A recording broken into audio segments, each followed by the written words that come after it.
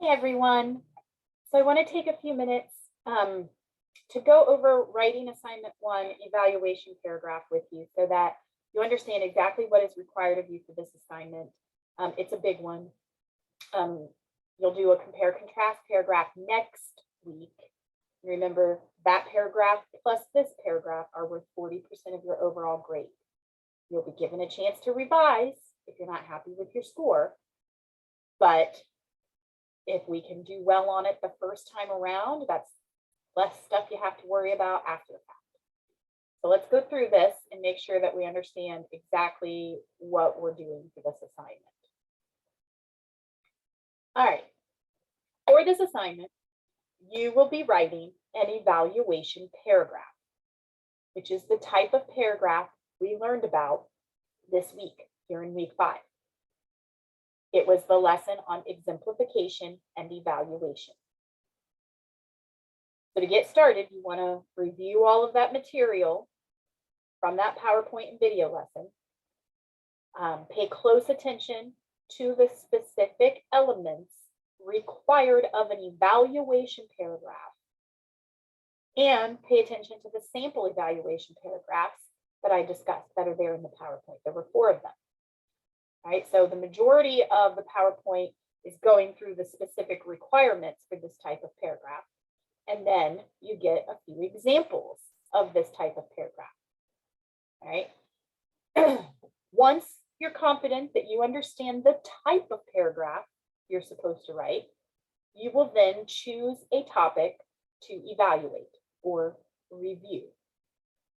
The topic that you choose, the possibilities are endless practically, but whatever topic you choose should be one you are already familiar with. Do not do any research for this. No kind of research, no kind of outside sources. Your topic should be one that you already know about, so that your paragraph is based on your personal experience and knowledge of your topic. Right? So for example, if I want to choose, my topic is, I want to do a review on a certain type of laptop. I'm going to choose a laptop that I have already used, that I already know very well. I'm not going to write a review about something that I've never actually owned. Right? Or if I'm going to do a movie review, I'm not going to write a review for a movie that I've never seen, or even a movie that I've really only seen once. I'm not going to choose something that I don't have good, clear memories of. So for example, if I were going to do a vacation spot, I would want to choose a vacation spot that I have been to recently enough that my memories are still strong and accurate. I'm probably not going to choose a vacation spot that I went to when I was 5 years old with my family, because my memories probably aren't as good, right? So no outside research whatsoever. It is all based on the experiences you have already had with your topic and the knowledge you already have of your topic. Okay? All right. While you have the freedom of choosing your own topic, you want to make sure that it adheres to the requirements of an evaluation paragraph. Sometimes when students read, you are free to choose your own topic, they think that means they're free to write whatever type of paragraph they want. No, it still has to be an evaluation paragraph. It's just you get to choose the type of topic you're going to evaluate, right? Make sure it adheres to those requirements, right? You also want to make sure that you are remembering the elements of formal college, writing a formal college paragraph in general, all the things we learned about in weeks 1 through 4. So you got all these specific things that are required of an evaluation paragraph, like making sure that your topic sentence contains your subject, your judgment, and your criteria. But you want to make sure that you're remembering everything about paragraph writing in general.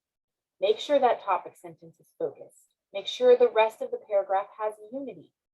Make sure it has good support, specific and adequate support. Make sure it has coherence. Make sure it has strong sentence skills. Okay, so we have learned how to, what the basics of paragraph writing are all about.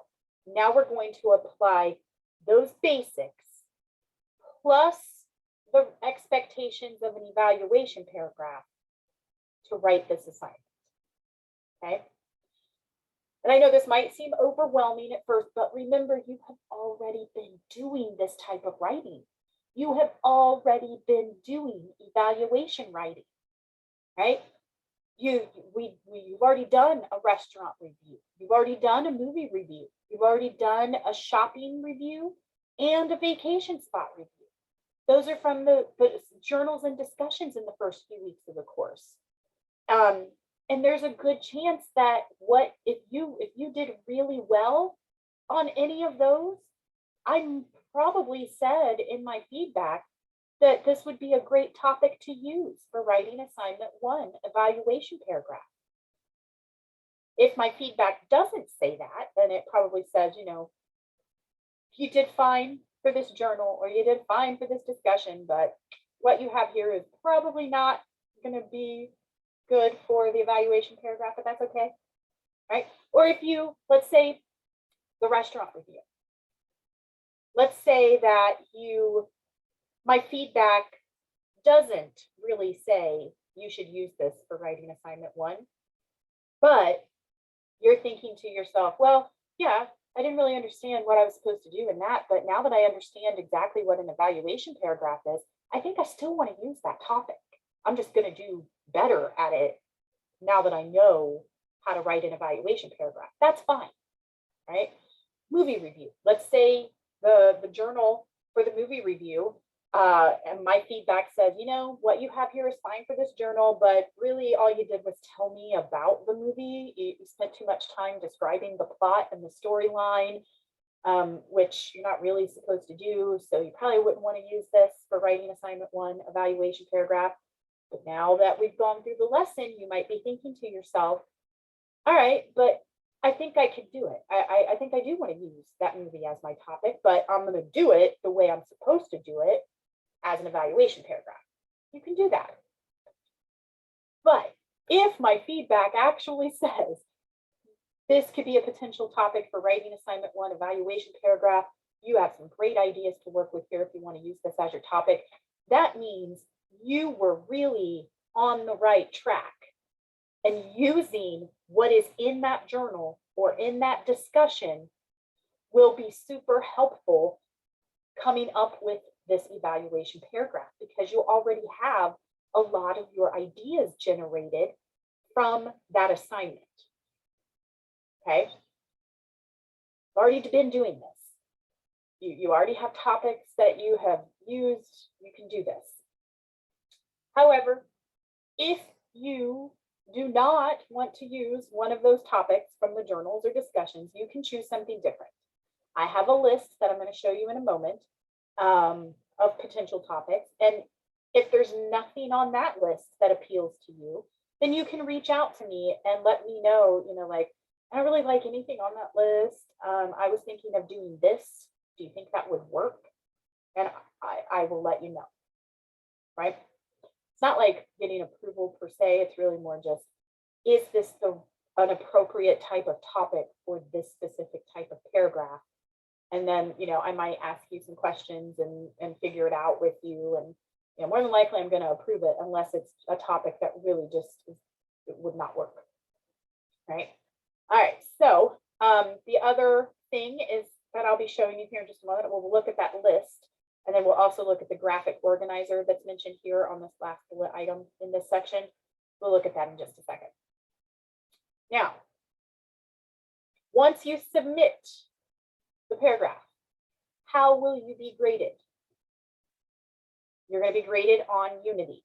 So that means looking at your topic sentence, making sure that it has all of the elements that it is supposed to have for an evaluation paragraph, and then looking at the rest of your paragraph to make sure that you haven't gone off topic. Unity. You're going to be graded on support, that you have 3 to 4 main points or criteria that you have fully explored and supported with your expert-like explanations and examples, right? I'm going to be looking at support. I'm going to be looking to make sure that your supporting sentences create coherence through transitions and connecting words. I'm going to be looking to make sure you have a concluding sentence. That's part of coherence, right? I'm going to be making sure that you have an appropriate voice and tone. I'm going to be looking to make sure that you have correct grammar, mechanics, voice and tone, and sentence skills, remember? So everything that we learned about in weeks 1 through 4, unity, support, coherence, sentence skills, those are the 4 categories. Well, format is one of them too. Those are 4 of the grading categories on the rubric. Within each of those, you're going to be assessed on whether or not you have accomplished them, specifically in terms of what is required for an evaluation paragraph. Pay attention to what is highlighted right here. If your submission is more than 1 paragraph, you will immediately receive a 0 and be told to redo the assignment according to the instructions. The rubric I use is for a single paragraph. If you submit multiple paragraphs, that is an essay, and I cannot use my rubric for it. We have not learned about essays yet. You need to submit 1 single paragraph, just like the examples we looked at in the exemplification and evaluation PowerPoint this week. Obviously, you know, that 0 is going to bring your grade way down because this paragraph, this assignment is worth so much of your overall grade. But once you resubmit and it's 1 paragraph, then I can grade it and your grade will shoot right back up. You'll still be given a chance to revise, right? Let's say you weren't thinking, you were in a rush, you're overwhelmed with other classes, and what you submit to me is 3 paragraphs long, and I give you a 0 and say, remember, it's only supposed to be 1 paragraph. Please resubmit this according to the instruction. And you do that, you fix it, you submit it as 1 single paragraph. I grade it. You still get a chance to revise that paragraph. Okay. Second bullet point here, and that's highlighted. Even if you do submit 1 single paragraph like you're supposed to, if it is not the correct type of paragraph, you will immediately receive a 0 and be told to redo the assignment according to the instructions. This has to be an evaluation paragraph. And again, if that happens, you get the 0 and are told to redo it, you redo it, I grade it, you'll still be given a chance to revise. Okay. I try not, I have to be fair. And if you're not doing the assignment according to the instructions, I cannot grade it. I cannot give you credit for that. But I'm not going to say, well, tough luck. No, you are given as many opportunities as you need to get the grade you want to get. Okay. But just be prepared. Just know that if you are not paying close enough attention to what you're writing, what you're turning in, you might get a big fat 0 right away and be told to redo it. That's why it is so important to make sure that you have gone through the lessons in week 5, that you fully understand the type of paragraph you're supposed to be writing, and that you only write 1 single paragraph. Okay. Your submission requirements, it needs to be in a Word document. I should probably change this and modify it to say, or some other type of file submission.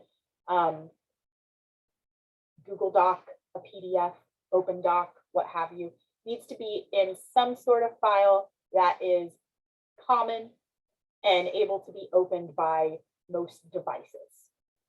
Okay. If you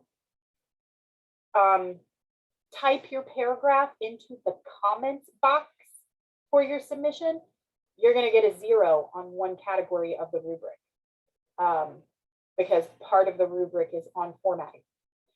Was it in a file submission? Was it double spaced? Was it in an appropriate font? All of that business, that is part of your grade. If you get to a point where you're ready to submit this and you're typing it into the comments box, stop and remind yourself, hey, Mrs. LT gave us instructions on how to use Google Docs in the Getting Started section of the course. Maybe I could try that instead. That way you don't lose the points. You're able to submit it as a file and everything's all good. But yes, as I mentioned, file submission, it needs to be double spaced. If you don't know exactly what double spacing means, reach out to me. It does not mean hitting the enter key in between each line of text in your paragraph. It means going up here to this section right here, paragraph, right? And then this section right here, line and paragraph spacing. I click on it. Double spacing is 2.0, right? You can see that this document is in 1.5 spacing. What I mean by double spacing. Make sure it's in an appropriate and accepted font size and style. Okay. All right. Real quick, here's your list of possible topics. The first 5 are the same topics that you have either already written about in journals and discussions or the video game review that was in the evaluation PowerPoint. Okay. But a couple others, a cell phone review, a computer, laptop, or tablet review, a music artist review, a school or college review, a shoe or boot review, a car or truck review. Again, the possibilities are endless. But the main thing is pick something that you are already familiar with and experienced with. Okay. You can't do a computer review about a computer you've never actually owned or are familiar with. You can't do a truck review if you've never actually owned that truck. You can't do a vacation spot review if you've never actually been to that place for vacation. Choose a topic that you are already knowledgeable on and familiar with, because all you're using is your personal experiences to help support your judgment. If you can make a judgment about a topic and come up with criteria to make that judgment on that topic, then you can probably use it for this paragraph. But again, if you're going too far off of this list, like something that doesn't seem to make sense or be similar to the items on this list of topics, reach out to me and we will figure out if it's a good topic for you or not, right? Last thing I want to show you here is this graphic organizer, right? And this is totally optional. You are not required to fill out this graphic organizer at all. If you do decide to fill it out, you don't turn it in. This is just for you. It's just a nice visual way of organizing your ideas. So your point, your judgment would be up here. This would include your topic and your judgment. What's your first criteria and examples, second criteria and examples, third criteria, fourth criteria, if you have a fourth. And then the impact down here is your concluding sentence. You see, this would sort of be your topic sentence. And then this is where you're going to fill in your ideas that you're going to use to support each one. And then your concluding sentence. So it's kind of like a scratch outline, except it's just a different visual presentation to help you gather your ideas and keep you on track, right? Again, totally optional. All right, so that is it. I know it's a lot to take in, but it's a pretty important assignment. And I just want to make sure that you guys are well informed, well prepared, and able to do as well as possible the first time around, because, yes, it's great that you get a chance to revise and get a higher score, but geez, with everything else, that's good, the class keeps moving forward, your other classes keep moving forward. Wouldn't it be nice if you nailed this the first time around? I think it'd be good. If you have questions about anything involving this writing assignment, please reach out to me, okay? I'm here to answer whatever questions, help you however I can. You know, just whatever the case may be, I'm here. Okay. Otherwise, you guys are free to go ahead and get started on this. And I can't wait to read your evaluations.